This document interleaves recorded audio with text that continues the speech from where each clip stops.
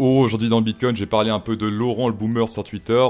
Laurent le Boomer, c'est qui? C'est un boomer, c'est un abonné boomer qui est très actif sur Twitter et sur YouTube également. Il parle un peu trop souvent de matière fécale, voilà. Et pour cela, je leur défèque sur le faciès, voilà, des trucs comme ça. Ici par exemple, il y a 21h. Quel fils de femme d'affaires ce Karl de Moon? Je badigeonne ton visage sur mon sein nectar fécal, voilà ici également. Alors très important s'il vous plaît, pas tout le monde est dans le délire scato. Partagez ses excréments avec d'autres personnes, pas tout le monde y voit un intérêt à son avantage. Le but c'est qu'avant tout les deux entités partagent cette passion du caca, et donc source de plaisir pour certains. Donc déféquer sur Karl de Moon, pourquoi pas, mais toujours demander son consentement avant. S'il répond de manière altruiste à ta demande, eh bien le plaisir sera d'autant plus partagé, et c'est bien sûr le premier but de la chaîne CryptoSauce, partager du plaisir. On va commencer en semaine lit, ensuite rejeté par des grosses tiges ici, par cet EMA 20 et cet EMA 50 qui sont juste là. On se fait également rejeter à la hausse par cet EMA 100 ici. Par contre, les rejets sont moins importants qu'ici à la baisse. On a des énormes tiges ici à la baisse. Putain, on voit plus rien, attendez. Des grosses tiges ici à la baisse, des tiges moyennes à la hausse. Donc ici, grosse compression entre les EMA 100 et les EMA 50, on va dire. Ici, on est sur le point de péter également en semaine lit le Smooth Moving Average ici. Souvent en semaine libre, quand on l'a pété à la hausse, c'était plutôt boule pour la suite. Ici par exemple c'était boule. Ici on n'a pas pété mais on a rebondi dessus, c'était boule.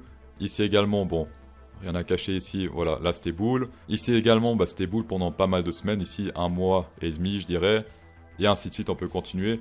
Donc si on clôture, voilà, ici encore un exemple, on a clôturé au-dessus de ce Smooth Moving Average. Et hop, on est monté to the moon. Et ici actuellement, on reteste ce Smooth Moving Average. Si on clôture au-dessus, avec le RSI de ce Smooth Moving Average, et bien dans ce cas, historiquement c'était plutôt boule en semaine lit. Voilà, mais pour l'instant on n'a pas encore pété. Également on s'approche de la taille du range de l'été précédente.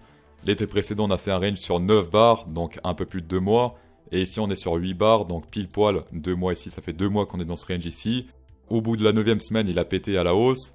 Est-ce qu'ici à la 9e semaine il va péter d'un côté? C'est totalement possible puisqu'ici ça se compresse de plus en plus, comme on peut le voir, là ça descend. Ici, ça monte légèrement. Par contre, on n'est jamais à l'abri des fake out ici, comme on peut le voir, fake out à la baisse. Par contre, quand on voit un fake out dans une direction et après on repart dans l'autre, eh bien c'est très boule ou très bear dans l'autre direction du fake out en général. Ici, on voit clairement un fake out à la baisse et hop, clôture au-dessus de l'ouverture de la bougie précédente et après, to the moon. On va passer sur le Dormancy Flow ici. C'est un gros support long terme ici, la barre verte. Donc, barre verte ici, zone de recharge long terme. Ici, zone de recharge pour du long terme, zone de recharge long terme. Long terme, long terme. Long terme également, bon là c'était sur 2 ou 3 mois je crois. Et là également on est nous dans cette zone. Donc le Dormancy Flow est en zone de recharge long terme depuis le début de ce gros range qu'on a depuis 2 mois. Donc c'est ce gros range qui est ici. Niveau ratio de réussite sur du long terme c'est très bon. Quand on achète, quelques semaines plus tard, ça pump. Voilà ici par exemple, on a fait un petit W, donc on est descendu un peu plus bas et après pump. Ici pareil, on est rentré dans ce Dormancy Flow, zone de recharge. On a fait un joli range pendant très longtemps avant de pump. Ici, on a également fait une sorte de range pendant pas mal de semaines avant de pump. Ici également, c'était le bottom en été précédent. Là, c'était le range de l'été précédent, ensuite pump. Et là, on est nouveau dans cette zone de Dormancy Flow long terme. Ici, de nouveau zone de recharge avec 4 backtests réussis dans le passé. On va passer sur des rebits max pain pris de vendredi. Alors, 39 000 vendredi, ça veut dire que, vu qu'on est à 38 900, ça devrait monter pour redescendre ou bien descendre pour remonter. On s'attend plutôt à un range jusqu'à vendredi, comme d'habitude ça commence à être chiant, mais c'est comme ça. Donc si on remonte, on doit redescendre dans cette zone autour des 39 000, et si on descend, eh bien on doit remonter dans cette zone autour des 39 000 pour vendredi matin 9h. Sélection naturelle sur Kingfisher, énorme Burj Khalifa ici un peu plus haut, on est très proche, mais toujours pas sélectionné ici vers les 39 200, 39 300 jusqu'à environ, je dirais, voilà, 39 700, on peut arrondir 40 000. Ouais, 40 000 c'est ici, on aura tout englouti ici. Par contre, pour la suite, regardez, rien ici à la hausse. Donc là, c'est la Somalie. Et ici, c'est Burger King. D'accord? Donc pas mal de bouffe ici à la baisse. Jusqu'à 26 000. Donc c'est très bas. Et ça fait un peu flipper. Et rien à la hausse. Donc la sélection naturelle, ça se passe plutôt à la baisse ici sur du moyen terme, on va dire. Il y a fort moyen qu'on vienne bouffer ce Burj Khalifa ici. Avant, de... Espérons-le pas, mais il y a un fort potentiel qu'on vienne bouffer ces planctons ici à la baisse. Donc il n'y a pas des Burj Khalifa qui se forment de nouveau à la hausse. Sinon, 4 hour candle très équilibré ici, long short, c'est plus ou moins la même chose.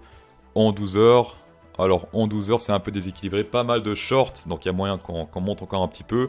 Peut-être c'était le short d'hier soir, là en 4 heures, il y avait un gros short hier soir. Grosse bougie rouge ici, donc là je pense qu'il y a pas mal de gens qui ont shorté, qui sont fait liquider juste après. Ceux qui n'ont pas pris de profit, donc ils sont fait liquider juste après avec cette bougie là. Et sinon, comme d'hab, je partage ce graphe tous les jours sur cryptosauce.fr dans le cours. On va passer en for Hour Candle or on Space Algo avec le volume wedge qu'on peut voir ici. Ligne bleue qui fait office de gros support de volume bull. Donc ici on peut voir par exemple, si on tire un peu un trait comme ça, on peut même l'élargir un peu. Voilà, là il y a un trait mais c'est clairement plus large que ça. Pareil pour le bear, ici on a un gros support de volume ou plutôt résistance de volume bear ici. Voilà. Donc ici souvent on se fait rejeter à la baisse, ici à la hausse. Et là grosse zone de combat entre les bulls et bears. En tout cas les bulls ont l'air plus fiables ici puisque les bulls arrivent toujours à bien rejeter sur ce support ici. Alors que les bears ils galèrent un peu à faire descendre le prix jusqu'à ce support bull. Après très important, ça peut être un fake pump. Ici là ça peut être un fake pump, pourquoi ? Parce que hier ici dans ce range, il y avait déjà pas mal de long et de short dans ce range ici. Donc on est descendu hier soir, c'est-à-dire quoi ? Que les shorts ont fait du bénéf mais pas les longs s'en fait liquider. Ici, qu'est-ce qui s'est passé ? Les shorts se sont fait liquider avec ce pump, et les longs ne sont plus dans le game puisqu'ils se sont fait liquider ici. Et donc, si ici, maintenant on redescend, on descend avec plus personne, ou en tout cas très peu de monde, parce que les longs sont fait liquider ici, et les shorts se seraient fait liquider ici s'ils redescendent ici. D'ailleurs, ça correspondrait à la théorie des planctons. Putain, ça ressemble à rien ce truc-là. Pour mieux visualiser tout ça, on a le funding rate ici. Comme on peut le voir hier, on avait pas mal de rouge déjà là, avant de descendre. On était déjà dans le rouge quand on descendait, donc ici, hop, on est descendu. On est remonté pour retourner dans le vert. Donc ici, en fait, on a liquidé tous les bears ici avec la montée. Et là, vu que les bears sont loin et les bulls sont tous dedans, on peut descendre avec personne à bord, vu que là, actuellement, il n'y a que des bulls actuellement dans le trend. On va passer sur le haut pour intérêt. Hier soir, j'ai prévenu d'une sélection naturelle future qui risquerait d'arriver. 4 heures, l'appel de la nature, les vrais savent. Et regardez ce qui s'est passé juste après. Hop, grosse sélection naturelle à la baisse ici, grosse bougie rouge pour virer tous les bulls dans ce range ici. Et comme on peut le voir sur le funding rate, depuis exactement là, d'accord, depuis ici, les positions ne font que s'accroître dans le futur. D'accord, ici ça fait que monter. C'est-à-dire quoi ? C'est-à-dire que personne ferme sa position, ça fait que ouvrir des longs et des shorts ici. Et ici, ça fait que descendre un peu. D'accord, quand le prix essaie de descendre, c'est pour choper des boules. Là, c'est clairement du chopage de boules, puisqu'ici on fait que monter, là on fait que descendre. Théoriquement, on devrait descendre jusqu'à ce que les boules capitulent, puisque là, les boules sont toujours dans le game. Très peu de boules ont capitulé hier ici avec cette chute, ce qui est très bizarre et étrange. Ce qui peut potentiellement annoncer une nouvelle chute pour vraiment venir liquider tous ces boules qui sont dans le trade, ou bien un pump pour venir liquider les planctons qui sont à la hausse, le Burj Khalifa, pour ensuite venir liquider les boules qui sont là. Mais en tout cas là, sur le moyen terme, normalement ça va saigner. Sur cryptosauce.fr, le seul cours de trading crypto avancé accessible à tous les budgets. Ici, on apprend à caresser la sélection naturelle dans le sens du poil. Et sinon, les avantages en description de vidéo sur les exchanges. Fimex et Bybit jusqu'à 4100 $, over on Fimex et over on Bybit. Sur Bybit, vous avez une interface de démo trading pour les débutants, voilà, tapez dedans. On va passer sur le SPX, ça pue ici en semaine vu qu'on a clôturé sous les masses 50. Par contre, en mensueli, parce que sur le SPX, on peut trader aussi en mensueli, et bien, hop, on dézoome. Et qu'est-ce qui se passe? Regardez bien, le EMA20 fait office de gros support ici, comme on peut le voir, il rebondit plein de fois dessus. Si c'est pas l'EMA20, c'est l'EMA 50. Donc ici, actuellement, on reteste de justesse ici l'EMA 20. Combiné ici avec, si on prend Fibonacci, on se fait rejeter ici par le 1,618. Actuellement, on est plus ou moins ici sur ce 1,272. Si on pète ici l'EMA 20, là attention, ça peut faire très mal en mensueli. Je vous rappelle que le mensueli est plus puissant que le semainly, qui est plus puissant que le daily et ainsi de suite. En tout cas, historiquement, les EMA très très fiables, je trouve. Voilà, ici l'EMA 20 fait clairement office de support. Ensuite on pète, on va toujours plus bas, ça se pète la gueule. EMA 200, EMA 20, office d'escalier.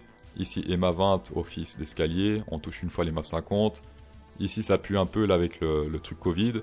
Ici, on teste même plus l'EMA 20. On est totalement, je dirais, presque en FOMO, puisque on teste même plus le premier support ici. Là, voilà, c'est la première fois qu'on teste le premier support. En mensueli, en tout cas, ça fait pas peur du tout. En semaine, il y a clairement possibilité qu'on teste ici au moins cet EMA 100. D'accord, ici EMA 100 vers les 4000. En mensueli, en vrai, ça pue pas trop. On peut trouver du support ici sur l'EMA 20.